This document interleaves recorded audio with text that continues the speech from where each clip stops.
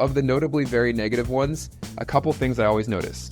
One, they have a very quiet booth. Nobody's going to their booth. They're unhappy. They realize they spend a lot of money on something that's not really helping them. Two, they don't have the most welcoming demeanors. You go to their booth and before they even know what I'm talking about, I could be a customer. They're not very friendly. And then three, they tend to be very old school mindset. This is just, they expect to just go to a conference, pay a lot of money, and just automatically get a bunch of leads.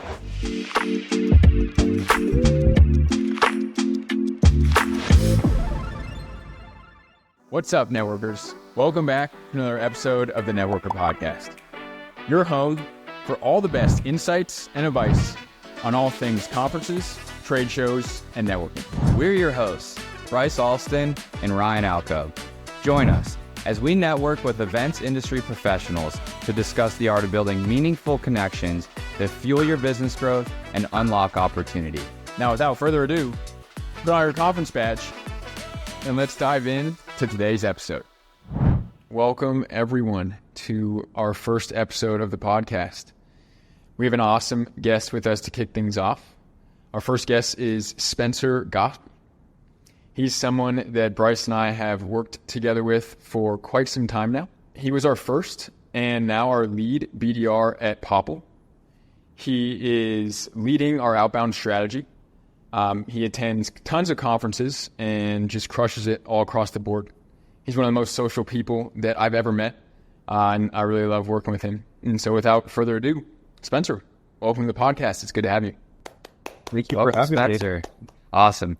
So, Spencer, we'll dive right into it. Obviously, you attend a ton of conferences, trade shows, expos, and we want to know, what do you do before getting to these shows? What are you doing to prepare to show up and attack it and get the most out of these events? Yeah, great question, Bryce. So I'd say first and foremost, I'm refreshing myself on the product. So are there any features that just released that I haven't shown to people before? I want to make sure I'm the expert in that because I'm the first face of the product with the customers. So get very familiar with that, test it out, play in the app a little bit. Once I'm up to speed on all of that, it also becomes prospecting the conferences. So I will run through many different types of conferences that like good fits, really try to see, is this in our ICP, our ideal customer profile? Once I've found a really good conference, I take some data on that to sort of test the temperature. I look at a sample of companies attending. Are they the right types of companies? Are they the right size? Once I've done all of that and kind of compared across quite a few different companies, I then decide, is this a conference I'd like to go to? So now that I've got that done, I will actually prospect the specific conference. Which companies are attending? Which booth are they? So then I can sort of target who am I speaking to first, because at a conference, you've only got 1 to 3, maybe 4 at the absolute most days on the conference floor. You got to maximize that time. So once I've sort of prospected the best conference, the companies I want to speak with when, then I go to the conference and I hit the ground running. Cool. Yeah, Spencer, as the product person at Popl, I love that you're staying up to date on all updates that we're making there to make sure that you're able to communicate to customers everything that we have available to them. So it's clear doing a lot of stuff before the event to make sure they're prepared and ready to go. Talk to us a little bit about when you get to an event, what's kind of your process? How do you go about it when you hit the conference floor? Yeah, great question, Ryan. These events are large, so the biggest thing first, the initial thing is just logistics. Where's the conference hall? How far is it from my hotel? What time does the expo hall open at? How many vendors am I trying to speak with? Then I can kind of do some math in my head. Roughly how many people do I need to speak with a day? When do I need to leave? How long am I going to be there? So kind of plan my day like that. Then once I get to the expo hall, I jump from booth to booth. And if I'm there for 2 days and let's say there's 100 different vendors I want to talk to, I'm trying to talk to 50 per day. If I'm there for about 8 hours, you do the math, I'm talking to X amount of companies per hour. And my strategy pretty much consists of going up to the different booths. Because how limited time is and because most of my conversations are anywhere from 3 to 10 minutes, I will try to get right in touch with the marketing leader. That's kind of our ICP. So I always try to get in touch with that person. And then the way that I get in touch with them is whatever feels most natural and organic in the moment, but also direct. So depending on the situation, I may comment on something they're talking about. I may just directly ask if they're a very quiet booth and not doing anything. So I really read the room and just feel the situation out, but always with the goal of, let me get in touch with this marketing leader. Let me suss out if they're interested in Popl after talking with them about it. But the beauty of our product is connecting with people always comes up organically at events. And so Popl always shows itself. I never really have to push to show it, which is amazing. It always feels organic. Spencer, I'm curious because I know what you're doing and the way you're kind of approaching these interactions is different than the typical ones, right? Because typically you'll have your attendees that have a booth at an event, and the people going to those attendees to those booths, they're looking to be and expecting to be sold to. You're coming at kind of from the flip side where you're actually selling to the exhibitors at the booths.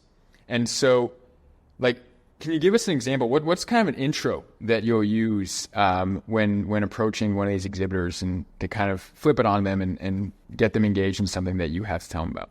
Yeah, great point about that. You're absolutely right. I mean, typically at conferences, attendees will approach the exhibitors, and the exhibitors are paying money for the booth to sell the attendees. And so that's typically not common that an attendee will pitch an exhibitor, but in our case, given that Popl is very useful for events, we actually get away with it because we provide so much value to the people with the booths. So it's kind of a blessed position to be in, and it's what makes going to these conferences so fun. But yeah, typically the start of the conversation is just organic. Literally introducing myself, asking them how it's going at the event.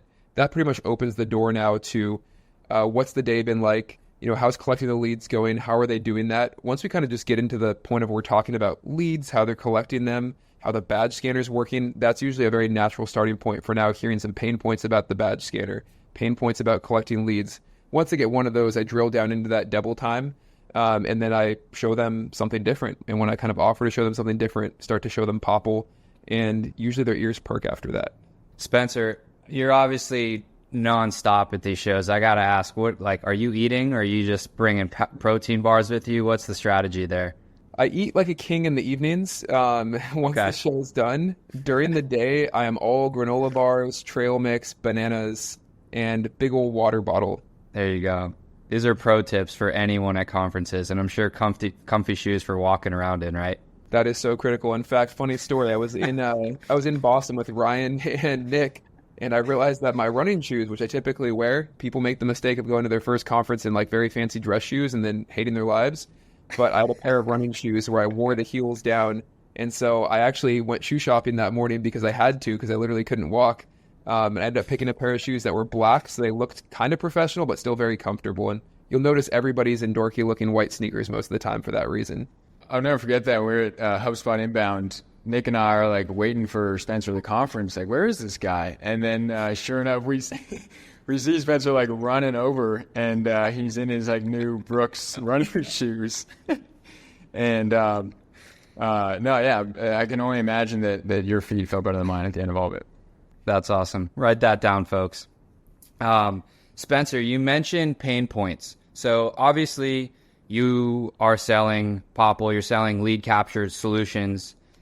What are the pain points and the needs of the people that you're talking to that you are looking to sell to? What are the problems they're experiencing? Yeah, that's a great question. So people have booths for different reasons. We're going to assume sort of the main reason that people have booths for this particular conversation is they're there to collect leads, because that is the majority of people that pay for a booth. With that, some of the main pain points come just easily capturing lead information. You see so many people writing down leads in a notebook sometimes. You see people handing out paper cards and receiving stacks of paper cards. And then on the other side, you see people actually paying for the lead scanners that are provided by the show, but then those leads don't go straight into their CRM. Or there's other sorts of tags and functionality and data they want on that lead that they're not getting from that. They're tied to just the information that the lead provides to the conference. And knowing myself and knowing how these things work, I often just put a Gmail. I don't put a phone number. Nobody's going to be able to do much from a sales perspective with just my Gmail. And then finally, they're actually limited to just a couple of lead scanners, which is really annoying when you've got a booth, with 20 reps and you've got 3 lead scanners that were provided. So those are some of the probably biggest ones that I've seen. When you're talking to these people, and obviously they all need to capture leads, what is sort of the ultimate conversion for the majority of the teams you're talking to? Is it just capturing a lead at the conference, or is it most of the time, is it booking a demo? Is it actually showing them part of the product, while they're at the booth? What are sort of the most common goals that you're encountering? Yeah, I think that typically it's capturing leads with the ultimate end goal of doing business. So, usually in a sales process, the first step is a demo or an intro/discovery call. So I think it's to get as many qualified leads as they can to then have demos with, to then close as customers. Now, depending on the company at the show, sometimes they'll have demos on the spot, especially those with big booths. But typically that's their goal, is to just set up demos and then close more customers there. There are a contingency of companies that are so well recognized now or have such a niche customer base that they go to specific shows just for brand recognition. And that's like a separate type of sort of use case that I've seen at conferences. Makes sense. Are you, when you're looking at booths, whether it's preparing before the event or once you're there, does the size of the booth and the number of employees there influence how much you want to go approach them? Is that a bigger deal to you? Is that a clear sign that they have a bigger budget for lead capture, sales, marketing? Yep. I would say that there is a fairly strong correlation between size of booth and how big of the company is, how much budget there is. In the end of the day, when I go, I'm trying to talk to companies that have 20 or more salespeople at least. Ideally, those with built-out events teams as well, because now you've got a field sales component likely. You've also got events component. That being said, it doesn't always correlate. I've been to plenty of events where some of the biggest booths are some of the smallest companies, and this is their main marketing strategy. I met one company. They had I think it was 15 employees at Inbound. They actually had a separate part of the conference where they had claw machines. They had like face painters. They had literally a carnival set aside. Every single employee, they even bought them suits, like all pink suits. Wow. And I asked them about that. They said, this is where our marketing budget went for the year, and we got a ton of good leads from it. Do you find yourself often having that conversation about where does your marketing budget go? What are you guys spending most of your lead capture effort on, and learning that it's conferences, trade shows versus paid advertising on social media, Google search, things like that? Is that conversation you're typically having? I don't get too deep into that conversation because that starts to get a little bit broader than sort of my use case with Popl when I talk to them. And usually the people I'm trying to talk to are events-focused marketers. But that being said, the people that I do meet at these shows, depending on the company, could just be generic marketing person. But ideally, especially with the larger companies, it's like an events or field marketing person. And I just know from their sort of budget, when you just kind of focus on the events scale, that the lead scanners, as well as like the time cost of manual input of all those leads, and then even the opportunity cost of losing a really good lead and not capture that information is generally a substantial part of their budget for them. I'm curious. So obviously you're talking to the majority, if not all, of the exhibitors that are at the conference, and so your volume is massive. Do you have any stories of times where your interaction with an exhibitor has gone like especially poorly, or on the flip side where it's gone like extremely well, and they're like, oh, we want what you're selling like today? Yeah. Oh, I have so many examples of both. Yeah, I will say the good news is that generally speaking, I would say probably 90-something% of my interactions are generally positive. And I'd say of that, probably 20 to 30 are extremely positive. And then I'd say under that 90%, like 10%, 5 to 10% are generally negative, with only like maybe 1% really negative. But of the notably very negative ones, a couple things I always notice. One, they have a very quiet booth. Nobody's going to their booth. They're unhappy. They realize they spend a lot of money on something that's not really helping them. Two, they don't have the most welcoming demeanors. You go to their booth, and before they even know what I'm talking about, I could be a customer. They're not very friendly. And then three, they tend to be very old school mindset. This is just, they expect to just go to a conference, pay a lot of money, and just automatically get a bunch of leads. And so the times that I've seen that, I'm thinking of one where their booth was completely empty. It was two people that looked like they'd been going to conferences for a long time. And I showed up, and I don't think they probably ever adopted their ways. They had a stack of paper cards and were completely averse to anything new. And what I do in those situations is just smile, wish them a great day, and walk away. Spencer, you're giving us a lot of great material to riff on here, because we're going a little bit off of the planned agenda for the questions we were going to ask, but this is awesome stuff. And I have to ask one more is, given the variety of interactions that you're having and knowing that for every 5 or 10 good ones, you're going to have a really bad one like this, what are you doing personally, psychologically, mentally to prepare yourself to not be fazed by these type of negative interactions and the negative energy that you're inevitably going to run into at these shows? Yeah, that's a great question. I mean, one is never taking it personally, like untethering sort of the reception to me talking about Popl from two things, like untethering that from a reflection of who I am as a person and even a reflection of Popl. Like, not everybody and not everything is going to be everyone's cup of tea. So not everybody's going to want Popl. Not everyone's going to want to talk to me. And that's just how the world works. Once I kind of accept that, it makes it pretty easy. Also realizing that the energy and sort of the negative energy, if somebody's being negative, that people bring forward to things comes from other places. It's always a reflection of them. People are going through things. Quite frankly, the booths that are the most empty, that paid a lot of money, I would be pretty unhappy if I were them. That's a huge set of resources they just spent on something that's not working for them. The question is, how do you channel that energy? And if that's the way they choose to channel it, energy attracts energy. So if they're being negative, I don't want to be drawn into that and then start coming out of that conversation more negative myself. So that's why I tend to limit my length of interaction there. But I really just keep into perspective, not everything is everyone's cup of tea, and the energy people bring forward is a bigger reflection of them than anything else. Love that. That's good stuff. Cool. Well, let's take a transition here. We talked about pre-event. We talked about what you do at the event, but it doesn't end there, right? I'm sure that as soon as you leave, there's a new set of tasks that you have to start thinking about and start working on. Absolutely. But actually, can I just tell you one positive one? Because there is one that I remember. That's yes. so okay. Yes, please do. Like my favorite is, because I always wear a Popl shirt, and that is one thing I do pre-conference that I forgot to mention, is come in with my Popl shirts, and then also my Popl devices. And when I get hunted down by people that see me with my Popl, I feel so good. Like I feel like a god. But I'm walking around, I've been stopped, and I love it. Like I never feel more popular. Or if I walk by a booth and their eyes light up and a grin smiles and they like show me their devices, those situations are always the best, because I feel like they want me there, they see the value, and it's the easiest conversation in the world. Yeah, I love that you're wearing a Popl shirt, and I know a Popl backpack as well. And I think one of the great things about wearing a Popl shirt, Popl tee, or something like I'm wearing here, is it does help you stand out a little bit. Obviously, there's the brand, but it's also, most people are in the standard sort of button down, and you're kind of taking a more playful, sort of casual approach to it, which is great. And I love whenever you go to conferences, Spencer, you always take pictures with the people that you meet who love Popl, and you send them to our team chat, and those always make everyone happy. So love they're doing that. Keep that up. Absolutely. So thank you, Bryce. I just wanted to share that one, because there's a lot more positivity than there is negativity, and it's just wonderful to see when we go, because the business development team is sort of the front lines of our product a lot of times with customers, and to sort of see, customers that have already heard of us or have heard of us through other teammates of ours at previous conferences makes what we do feel really valuable and really recognized. So it's a great feeling. So you ready for post-conference?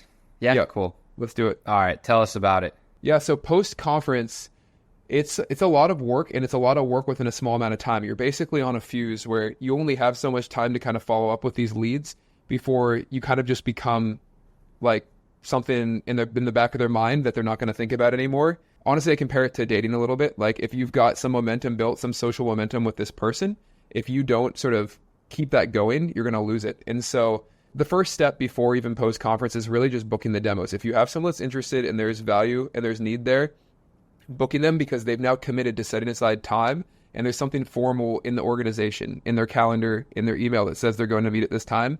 So you kind of like lock that in a little bit. But for those, as well as ones that you did not book a demo with because they weren't quite sure yet or they didn't want to book yet, either way, following up with them. And so that's a lot of different types of touch points. The beauty of what we've got nowadays is social media. So LinkedIn, the ability to kind of put your face, your name, your background, everything to who you are, super valuable. So I try to connect with everybody of interest on LinkedIn, as well as send an intro email for all the demos that I booked, because it's one thing to have just your automated booker like Chili Piper or Calendly send an invite, but it's another thing to actually send an email as like a custom sort of white glove approach to, hey, this is who you're going to be speaking with. They're very excited. I shared this, I shared that, but is there anything else you want them to know ahead of time? So I like to do that as well. And then I actually even like to try to do a phone call now, because I personally feel very special when my dentist calls me ahead of time and they're like, hey, Spencer, how's your week going? Just confirming. Like I always feel like a priority, and it makes me feel really good. And I want everybody that I'm speaking with to feel like a priority as well. And like we really carved aside time in our week because we're excited to speak with them. And so that's kind of a big part of what I focus my post-conference stuff on. Now I'll typically have anywhere from, 8, 9 demos to maybe up to 20 demos after a good conference. And so I prioritize those first. And it's definitely a substantial amount of time to send a bunch of custom emails, LinkedIn touches, phone calls, but I prioritize those first and then quickly jump on all the people who were warm but not ready to book just yet. Yep. Makes sense. And so you just talked a lot about the actions that you're taking after the event, and I'm sure that you use a variety of tools throughout that process. And so one of the last questions I want to ask, Spencer, before we get to our very exciting lightning round, is related to dogfooding, this concept of dogfooding where you within a company will use your own product. And so we know, Popl, we do this a lot, and so would love to kind of hear your perspective and how throughout the entire conference and event experience, where do you see yourself using Popl the most from before the event all the way to after it? So for during the event, for sure using Popl to capture leads. And the beauty of it is that I can capture leads without using the show's badge scanners, which I don't think I can really get access to if I don't have a booth. So first of all, I couldn't really do my job and scan badges if we didn't have a universal badge scanner. But I have that sort of tool at my disposal. I've got the paper card scanner, which is really fun because typically people with paper cards get pretty excited when they realize you can digitize them and scan them.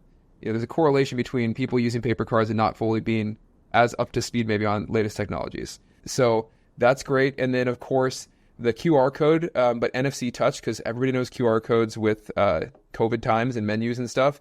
But the NFC card tap is another thing that really blows their mind. So I love sort of using those aspects of Popl that are sort of a little bit more cutting edge that nobody else really knows about yet to capture my leads. So just sort of the bread and butter lead capture from all those different ways.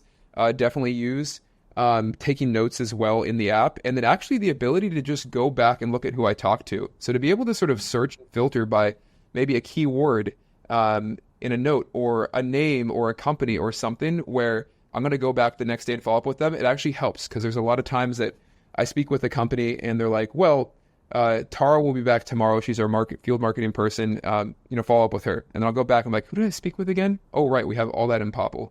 And so just sort of tracking and follow up, very helpful with that as well. And then with my digital card, actually booking demos on the spot. I've got my booking link, my Chili Piper booking link right there. So I will oftentimes just go into my own card and book. But then on top of that, I will actually use the preview mode where I use my card any times that I want to do lead capture on the spot, but the prospect doesn't have service. So I can obviously share my card offline usage, but right now to capture, that's my most effective way because I have typically really good service. And a lot of these people with booths are paying for Wi-Fi, but it's usually not great. And so I just rely on my solid cell phone service and I will capture them on my phone. So I always use the preview mode on Popl when I'm doing that as well. After the show, I will make sure, and actually auto tags too, campaigns and auto tags. I want to make sure that I am pushing good data so that I can look with my director of revenue operations and make sure that I know how many leads did we generate, how many converted, because I want to keep making the case to the team that this is a good use of our resources and time. And that is the best way for me to get all that data. Yeah, that's awesome, Spencer. There's a term for the viewers who may not know it. It's called dogfooding. And dogfooding is when you use your own product. And Spencer, I think you are like a shining example of that here, using Popl in real life. And I know Ryan, as the chief product officer, is so grateful to be getting texts from you all day when you're at conferences. This didn't work right, or this could be better, or someone had this suggestion. So we appreciate you eating the dog food every time you go to a trade show or conference. Yeah, the amount of feedback that we've gotten from you, Spencer, both about product improvements, but also bugs and things like that, has been immense. And so, just appreciate all of that you do. And I know you're always on top of it to send us everything from the big things to the little. But it's all amazing stuff. No, I appreciate it. I do consider that like part of my job. And honestly, now that we're talking about it, I do think that perhaps even the vendors, that's part of what their focus is at the conferences too, is again, you're like the first sort of touch point with customers potentially. And in today's world where a lot of companies are more remote than ever, the first time you see a human's facial expressions to your product, right? Like that goes a long way. That dynamic feedback loop of, hey, what does Bryce think of this when I show him that? And then I can adjust what I'm saying. You just don't get that remotely, especially when you're setting up these formal Zoom calls. You'll get this organic, check it out type situation. So actually, yeah, that whole product feedback, tip of the spear, being able to see how things are working and getting that feedback real time, invaluable for any company at a conference. Completely agree. All right, so we're almost at time here, guys. We've got a special segment that Ryan mentioned. As a reminder, this is not the Popl podcast. This is the Networker podcast. However, we do have a segment sponsored by Popl, and this is our lightning round. So the lightning round is where we're going to ask a few quick questions.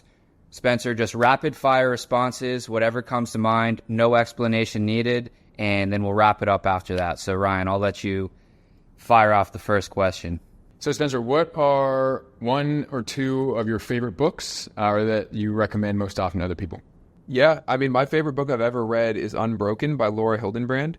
It's about a World War II soldier who was a professional runner. He got drafted to the Olympics and then, he made the Olympics, but then he got drafted to the war and he got shot down over the Pacific. But the journey of what he went through and sort of how he survived amongst everyone else against all odds all came down to his mindset and his willpower, essentially, and his positive outlook. And it just really goes to show you how far having a positive outlook on life and willpower to live can take you. Extremely inspirational. Awesome. All right, next. Is there any quote that you really love or live by? Yeah, I think that in this day and age, with all of the notifications we get, all of the engagements that we can do, the more remote we are, the more we think we can do. I think it's important to sort of take a step back and just realize where we fall in the bigger picture of this universe. And so for me, this quote's both funny, but also helps keep things in that bigger picture. And that is, don't take life too seriously because none of us make it out alive anyways. And it's just true. Like, in the end of the day, when you're just dwelling on something, whatever it is, we're not going to be here forever. And neither will anything else. So, like, you also have to just enjoy and be. And I like to keep things in perspective sometimes. Yeah, that's great. Don't take life too seriously and enjoy every step along the way. All right, last question in the lightning round. What's something in your life that you cannot live without? I would say playing music. I didn't used to love playing piano when I had a formal sort of classical teacher, but when I got into the blues and other styles of music that I really like, I fell in love with it, and I have yet to find a way that lets me kind of get into a flow state and just be in pure bliss than playing music. That's amazing. It's interesting how when something is no longer a chore and you're just doing it out of the enjoyment of doing it is when you can get so much more appreciation and happiness from it. That is so true. Awesome. Well, with that, before we wrap things up, Spencer, I want to give you a moment because we appreciate you taking the time to join us on the podcast. Is there anything that you want to plug or that you just want to share with the world while we're here together? I just appreciate the opportunity to be at Popl because this is a product that I would actually just use personally, and I do use it personally. It's actually, the opportunity of working here has transformed my social life, and the opportunity to be able to use this product wherever, have Popl devices up my sleeve anywhere I go, it's actually made my life a lot better. So appreciate that. If anybody wants to follow me on Instagram, I'm at Fitty Spence. My LinkedIn is Spencer Gospe, always down to connect with cool people. And if you're in the LA area, I host a lot of big group get-togethers, which, speaking of connection and community, like, no better way to kind of build a new community and get to know people deeply than these types of activities. So let me know if you ever want to join. Spencer, we just to give a little more context there, you love to organize events, camping trips, outdoor adventures, bringing people together, curating community.